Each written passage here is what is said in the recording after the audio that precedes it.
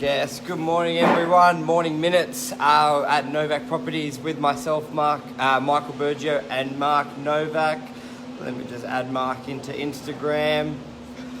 Today we'll be talking about lawyer versus conveyancer, the difference, some great ones in the area, what they do, some advice when looking for a lawyer as well.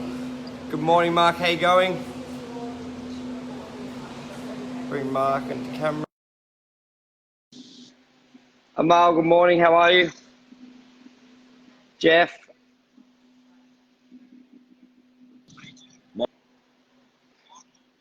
Good morning, Mr. Novak. How are you?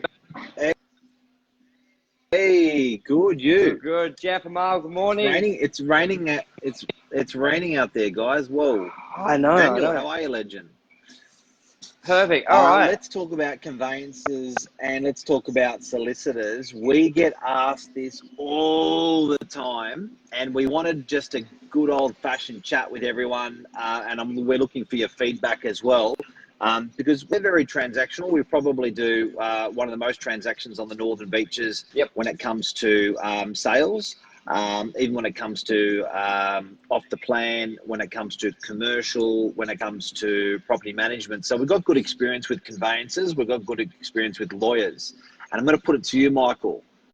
What do you reckon the differences are on your end and from what you experience with your clients? Yeah, and I've said to you before, I don't really know the difference between conveyancer and lawyer, to be honest. I've got a very limited understanding, so love feedback, but sort of winging it. My sort of view is there's something you don't know. Yeah, there's something I don't know. I'm not afraid to admit it. We're always learning. So I wouldn't even put it out there. Does a conveyancer and lawyer, are they doing the same degree? Is it like a real estate license where someone has a certificate and then someone's got a license? Like, what's the difference? My sort of view, I do a lot of the commercial transactions, and let's just say for leasing, I always advise a client to, one, go to probably a lawyer, and I always advise a lawyer that does commercial, not residential. So I always steer, I could be wrong, but I always steer into the lawyer for that type of transaction, because my feeling is a lawyer may be more of an insurance policy where if it's not when things go right, like a smooth transaction. Most property transactions, reviewing a contract can be quite straightforward and simple, and then it settles. But when shit hits the fan, my view is it goes to the lawyer. A conveyancer would refer it to a lawyer. So it's sort of like, would you just better off starting with a lawyer? So open question. What do you think, Mark? Throw it back at you. Yeah, look, I think I think there's a tremendous amount of value in a conveyancer. They have this similar amount of experience. They are highly transactional, often because they're focusing just on conveyancing. They've got a pretty sharp blade, because that's all they do. It's a bit like getting a hamburger from McDonald's. You know the standard's going to be consistent. But with a solicitor, I do like a relationship with a solicitor. I personally am happy to pay the slight premium for it, if there is a slight premium, because I think these guys can follow you through life. And these guys follow you through life, and life isn't always a conveyance. Sometimes life could be a will. Sometimes life could be a dispute of a sort. It could be marriage, divorce. It could be a commercial dispute, a neighbour dispute, and a solicitor is going to cover those aspects of the business. So when you've got a relationship with someone, I think, i.e. your lawyer, I think sometimes they fight harder for you. So when you come back to your lawyer 10 years later and say, look, I've got a problem with my next door neighbour and the fence, can you sort this out for me? There's a bit of a connection there already. There's a bit of a rapport there already. People fight for you more when they know you and like you. So I think building a relationship's important. But conveyancers, they are military. They are very good. What about some shout outs, Michael, that we know in the area? So does a conveyancer only do property? or do they? They do property conveyances. So they can't do a will. So they can't do divorce. Like, is it just property they can do? Correct. Oh, then Yeah. okay. So a conveyance. Okay. So Yep. yeah. So a conveyance is conveying it from one person's a title of a property from one person's name into another person's name. Now, a conveyancer can't act for both parties. They can only act for a buyer to do the conveyance, or they can act for a seller, but they can't act in the same transaction. So they are conveyancing a property title, whereas a lawyer is a bit more holistic. But sometimes that's all you need. You just need a property title conveyed, and you don't want to pay. You don't want to pay for a heavy. Well, that makes sense. Where like we've come across some phenomenal conveyancers, and even sometimes lawyers, because they've got a lot on their plate, some lawyers don't prioritize property. They could be doing a murder, they could be doing a divorce, they could be in court. Yes. So, but that makes sense. Where that's a big one. That's a big one. And you can't get, like, I've had many times where a client's got the lawyer, and they're in court for the day, and you're like, well, we need a simple question answered, and they're just not contactable. A conveyancer generally isn't caught up in that situation. That makes sense. That the ones we've come across on the beaches, which they're military, they're like phenomenal. Great conveyancer lawyers in the area. We had a lawyer on a Monday night Monday night, what do we call it? Monday night news. Conveyancer. The news. Conveyancer. Who's the great one in the area, Mark? I know you threw it to me. Throw it back at you. Nicole Johnson, she did a shout out. We're gonna include that link of what the advice Nicole Johnson gave on property conveyancing. We're gonna whack her in there for you.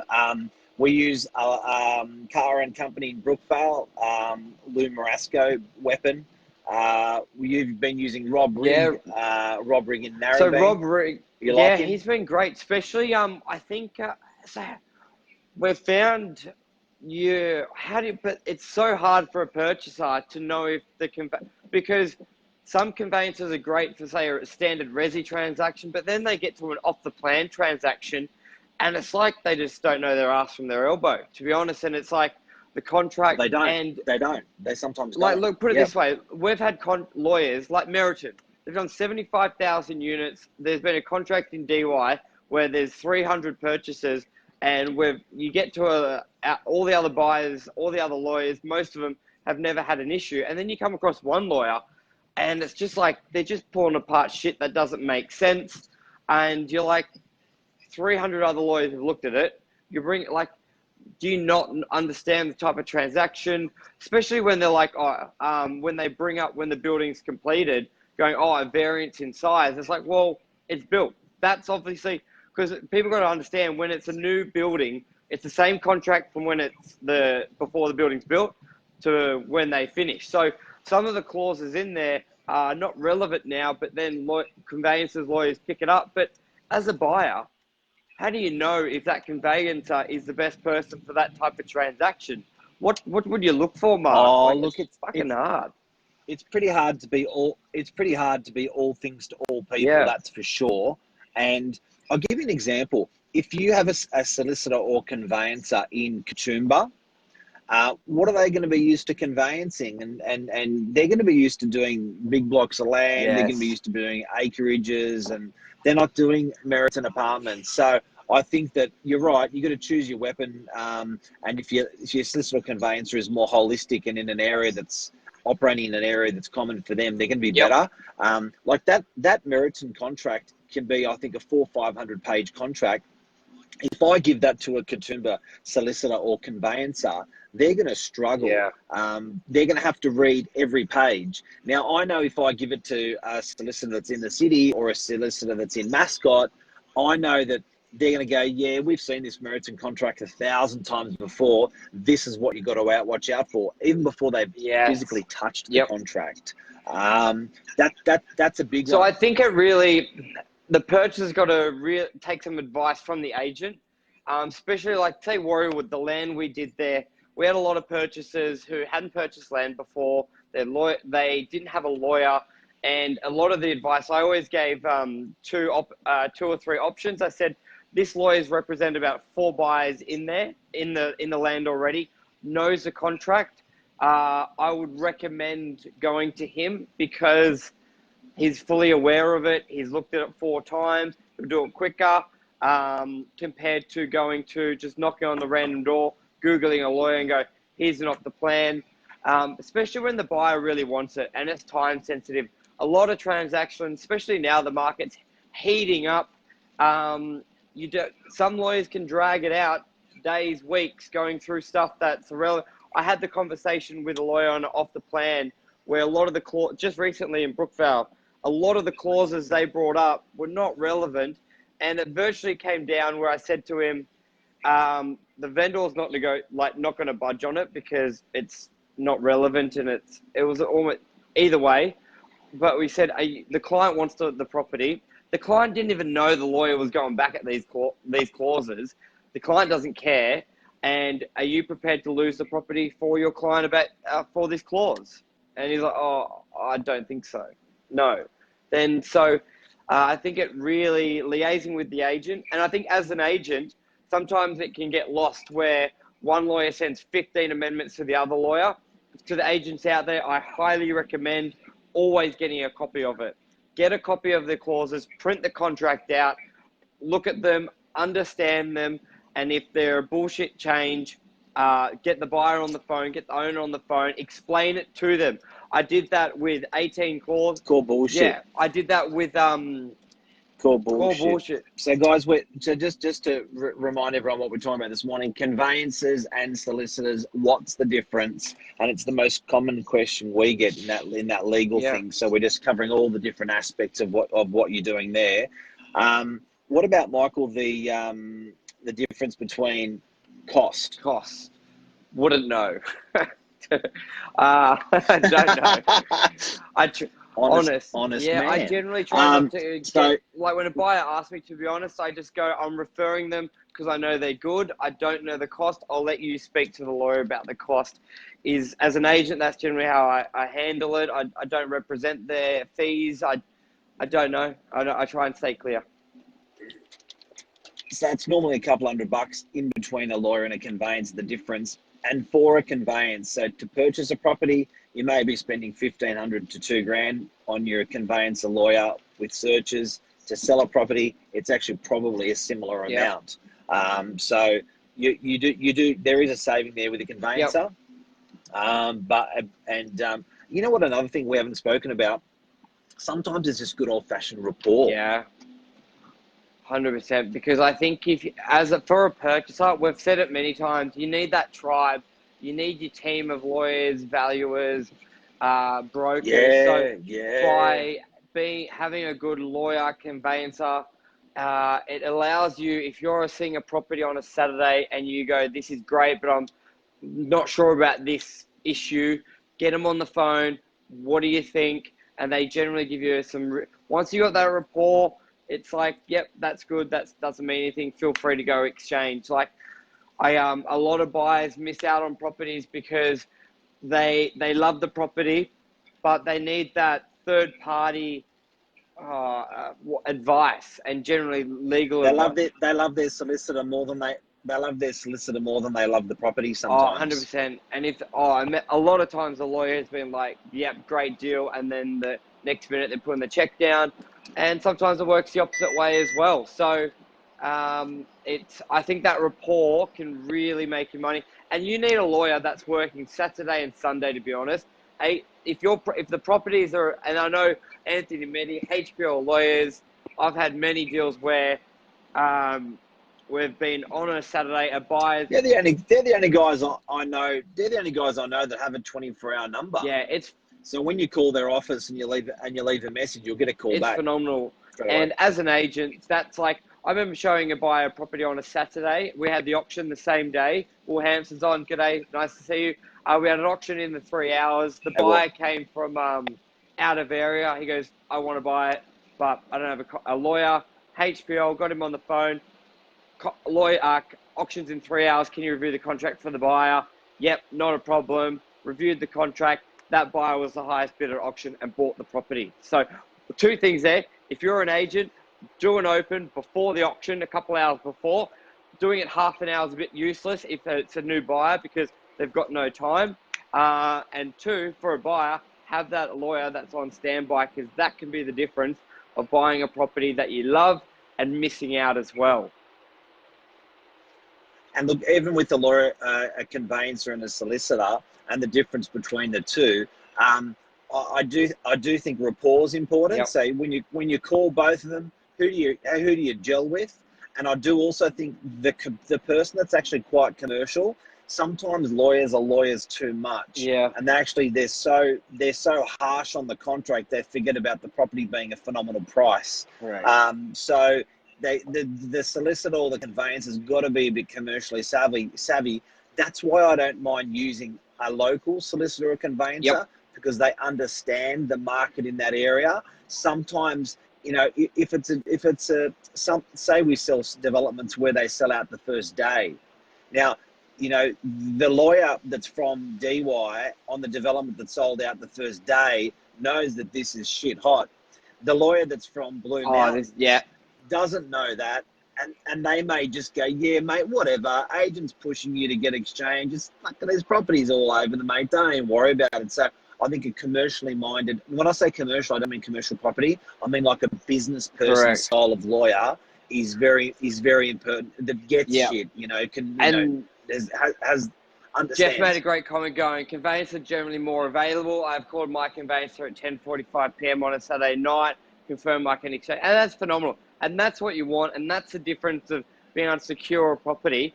But just to go on what you're saying, Mark, even though I said not commercial, I'll bring it to commercial property, because Brookvale is a great example of having a local lawyer who understands the market. Now, Brookvale is a bit of a... And there's also, I'm glad you mentioned Brookvale, because Rick Piscoli is on the line. Rick. He's a hairdresser from Brookvale. Yes. How are you, Rick? 674 Pittwater Road, shop 4, I believe, next to Fuel Cafe. Go get your hair cut. He's the man. So he's the man. He's been there a long time, Rick. Is it? I think it was 10, 15, 20 years. I think, yeah. Yeah. So what Legend. I was saying, so Brookvale can be a bit of a... You need a haircut, Mark. Brookvale can be a bit of a dog's breakfast when it comes to property. A lot of it, one, doesn't comply in today's standards, but obviously there's existing use. There's a lot of Brookvale that properties are on other boundaries, but it's sort of, they made a ruling, if they hadn't said anything within 20 years, it's okay. There's asbestos.